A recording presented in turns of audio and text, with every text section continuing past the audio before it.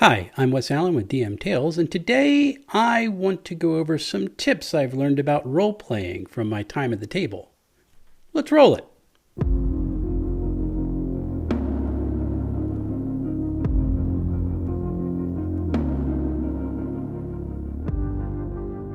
One of the things that I've learned since I've been back at tabletop role-playing games is how much I enjoy the role-playing aspect of the game. Combat and tunnel exploring and dungeon delving is fun, and it gives a little bit of attention, and there's opportunities for interaction there that you don't get in a town. But when the players go, hey, is there this shop in the town, and I have to suddenly make up a whole new NPC and product line, that is really a lot of fun. And what I've learned over the course of my relatively short time as a dungeon master are some really interesting tips to make role-playing more engaging for the table. Let's take a look. First, once a session starts, a GM is neither God nor the author. This is because the GM or the DM is really, at the table, the primary narrator for a shared experience. But if a DM really thinks that they're able to control everything, it's no fun for everybody else.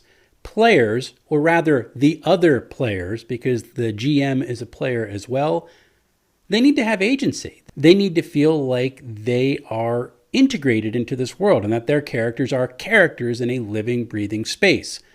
If a DM goes, I have the power, He-Man type thing, then that's all taken away and it just gets boring for them. Don't do it. Second, don't always say, yes, you can do that. Look, there may be something that a player wants to build or create that the party really is not ready to deal with yet. And as a arbiter of rulings, the GM has to go, we're not going to quite go that way just yet. Maybe it's something that should be prohibitively expensive, or they're in a town that doesn't have a magic item creation lab because they're out in the middle of the sticks. Just, if it doesn't fit the place or the setting that they're at, if it's something that would just totally overpower the party for what level they are, feel free to go, no, that's not going to work right now. You need to get a little bit more experience or make some more context to do what it is that you want to do. Likewise, if they want to take an action in combat or in some other encounter and they have to do something that is totally bonkers, chances are you could say yes, but, being able to chop down a chandelier and have it surround the people like Scooby-Doo style so that you don't have to fight them, then you could make a roll for it, but make it really, really high. Number 3, don't always say, no, you can't do that. This gets back to player agency. Players need to feel like they're involved in the game, that they have some ability to change how the game is progressing, because in reality, they do. So if a player wants to do something and it's not what you expect as the GM, especially as part of role play, just go with the punch, as long as it's not overpowering the party or doesn't fit the setting that they are currently in. Give you an example of this. I had a player who was on the run from some guards, and he was asking what shops or buildings were around him. And I mentioned an inn, and I mentioned a boarding house, and I mentioned a laundry. Totally off the cuff, not expected. And he goes, I'm going to the laundry. Sure, you're going to the laundry. Okay, there's a front door, there's a back door. The front door is where the patrons are going. There's a back door where the workers are working. I'm going to the back door because I don't have time to stand in line. So he goes into the back door where the workers are. They want to know what this guy is doing here. And he rolls really well on his persuasion checks. So they're kind of like, fine. He's like, I need you to launder my shirt real quick. Okay. Laundered the shirt. And again, rolled really well. Gave him a ticket. He had number 38 or something. Come back in 4 hours. Great. So now at least he has the shirt that had all the holes and the blood on it off. Don't ask me why the laundresses didn't actually flag that. Apparently, it's a port town. This sort of thing happens all the time. And he goes, okay, now I need to get dressed. Where do I go? He says, is there a place for clothing around here? So I said, sure, there's Chancey's Eccentric Outfits. Great, I'm going there. And he's like, this is a good place for me to stop because I'm going to go look up outfits that make me look like Prince. Not a prince, the singer Prince. I could say no at that point because that's utterly silly, but I'm thinking, I want to see where this goes. So that's what we did. And in fact, because we had that role-playing session, I actually submitted a wardrobe request to Be Never Ending app, and they included it. So if you see the really cool hat with the feather coming out and some really odd leopard skin outfits, that's because of this session. Number 4, feel free to make stuff up on the fly. Again, like with me going to the Chansey's eccentric wear for this player who needed a sudden quick change, on my other table where I'm running Basic Fantasy, I had a player one day just got up in the morning and said, I need a donut. And I had to decide right then, well, does this world have donuts? And so I determined at that point that no, it does not have donuts. It does have the word donut, however, but on that continent, in that area, donut referred to a fried fish dish that merfolk like to eat. I don't know. So this character, who was from another part of the world, he was running around asking people if they knew if there was any place that they could get donuts. And people kept on referring to fried fish. Why do I want fried fish for breakfast? That seems disgusting. This eventually led the players to ask, well, is there a bakery nearby where I can demonstrate this? And suddenly I need to create a bakery. Sure, it's there. And they wander through one of the alleyways of town and they find a bakery and they have this extensive discussion about what a donut is. Except for the fact that the player in question had grown up as a slave, had never actually seen a donut made, had smelled them and seen them from a distance, but had never actually eaten one, and he didn't know how to describe it very well. That took about 25 minutes and the players absolutely loved it. This has become part of the lore of that table. Donuts keep coming up left and right. And in fact, that baker did figure out how to create an actual donut. She's still figuring out how to make a bagel, though. That's another story. Number 5, just because a player is quiet doesn't mean they aren't into the role-playing. In my table about the donuts, I have a couple players who don't say much during the role-playing segments, but they react really well. So for the donuts, in fact, when the party got back to town and they saw these fried cakes all around, he went to the baker and he was ready to be all sorts of angry. And he kept on making snide comments, and the baker was going, no, here, I want you to buy into my business. Do you have any more exotic recipes? And he kept on being angry and yelling and snarling at people. And so finally this guy goes, all right, look, we're taking him under his arms and we're just going to drag him out of the bakery. And that's what we're going to do. This was him having fun. He really loved it. And this is something that he keeps talking about as we get together. So it was kind of cool. So just pay attention. If a player is reacting to what's going on, even if they're not doing first-person voice or actively interacting with the NPCs, it doesn't mean that they aren't having fun. It just means they like to sit on the sidelines and jump in when they feel it's appropriate. It's not always the case, but a lot of times I think it might be. Number 6, if you offer players hints to extract themselves from a situation and they don't take them, let things play out. Why? Because sometimes it ends up utterly amazing. In the same table where that player had to go get a quick change and ended up dressing like Prince, the cleric had run out the door and was seen by the guard and was taking off the other direction in the city. And she has no idea where she is. She has no idea what's going on. She just knows that she needs to get away and she's just running. I'm like, well, do you say anything? Are you looking? No, I'm just running. Okay, fine. So I'm trying to figure out, how do I give this person a chance to extract themselves from the situation? I determined that maybe there's some smugglers around who don't quite like the guards. They see somebody running away and they assume, hey, this person might be someone we want to hang out with. And so I had a guy, come out the door and go, psst, psst, hey, over here. And the player goes, no, I ignored them. I'm running away.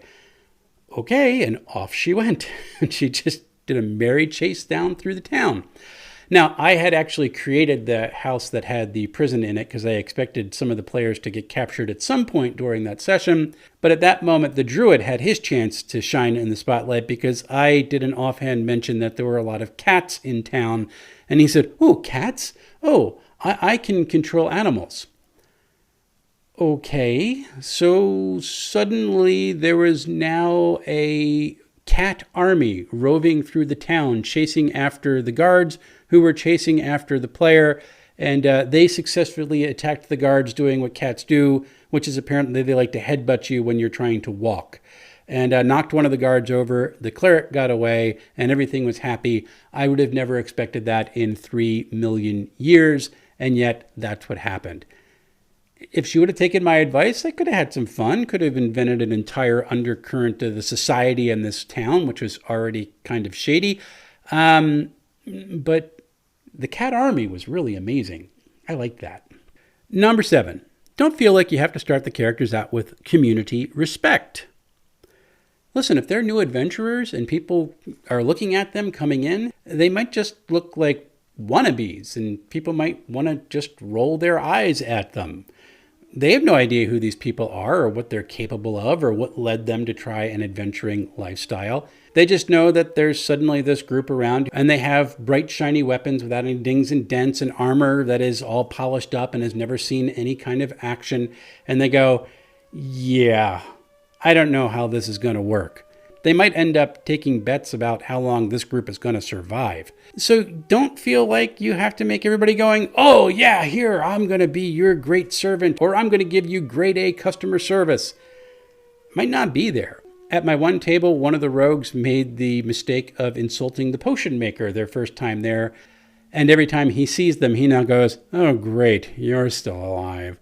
And it really gives a chance for the interactions with the NPCs to grow and evolve and change as these players live and gain experience and earn the respect of the community in which they're based. I find that really good role playing. Number 8, if the table is having fun, don't feel like you need to move things along. If the table's having fun, there's nothing to get to. The point of the game is to have fun. In my Murder Hobo campaign, long story about that one, we once had a 45-minute interaction about a cookie and what would happen if you ate the cookie, and could we deceive the one character into eating the cookie and what would happen to that character. 45-minute conversation going back and forth that has led to new roll tables, and there is still a cookie in this party's possession, and I am just dying to use that roll table at some point to see what happens to this character when they finally eat it. It's going to be wonderful. But that was the whole thing. This all happened because the table was having fun and didn't mind spending 45 minutes about a cookie. Having fun is the point. Let it just continue. Number 9. If people cross a boundary that's been set for the table, it is okay to remind them and say, do not go there. Don't hit this problem frequently. I have hit it just once where we were skirting the edge of a boundary where, yeah, that's not going to be appropriate for this game. Don't even need to go over what it was. Just very quickly said, all right, we're not doing this.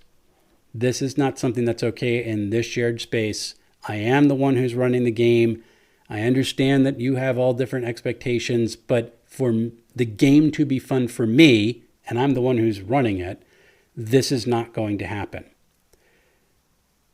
A lot of times you're setting these boundaries in a session 0. A lot of times they happen to be implied because you have a prior relationship and you have expectations of what's going on. And really, players don't want to push boundaries all that much for the sake of pushing boundaries. Something might just get blurted out in the moment. And if a line gets crossed, go, no, we're not going to do that. If the player is a good member of the table, they'll go, okay, sorry.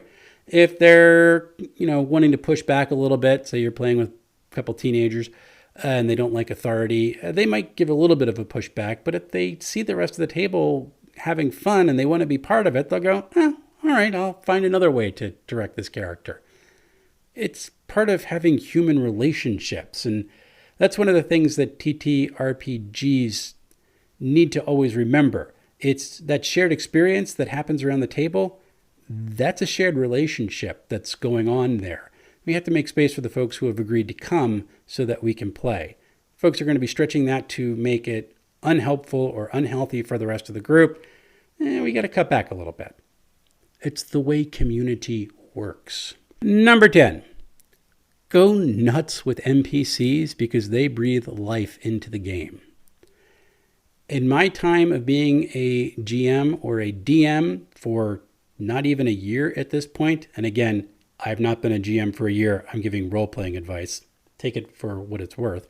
But in my time running a couple of tables, there have been an abundance of amazing and awesome NPCs.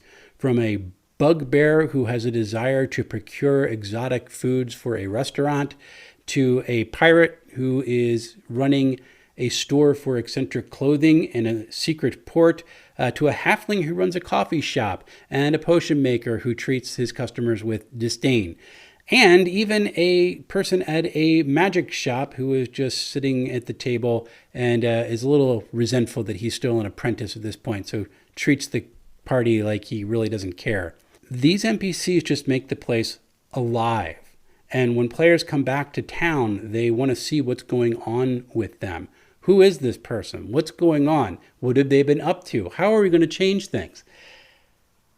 Without them, it's just the party in the world going around to different spaces. And maybe they can go to a shop and they can do transactions that have no real character interaction. But at that point, you're just playing a version of a video game where the characters all have one thing that they say, and then you really don't have to talk to the NPCs again.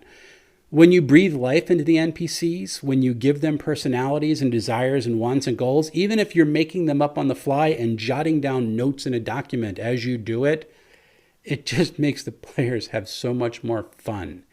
And again, the point of the game is to have fun. Hopefully by the time this episode goes up on my YouTube channel, I will have procured the physical copies for the Old School Essentials Advanced Fantasy. I want to give a look at those. I've also picked up my first print on demand from Drive-Thru RPG. It is a retro clone that is reminiscent of first edition Gamma World called Mutant Future, and I'll be taking a look at that pretty soon. Do you have anything that you'd like me to cover or take a look at? I'd love to hear feedback from folks. But until I get back to you, happy playing, everyone.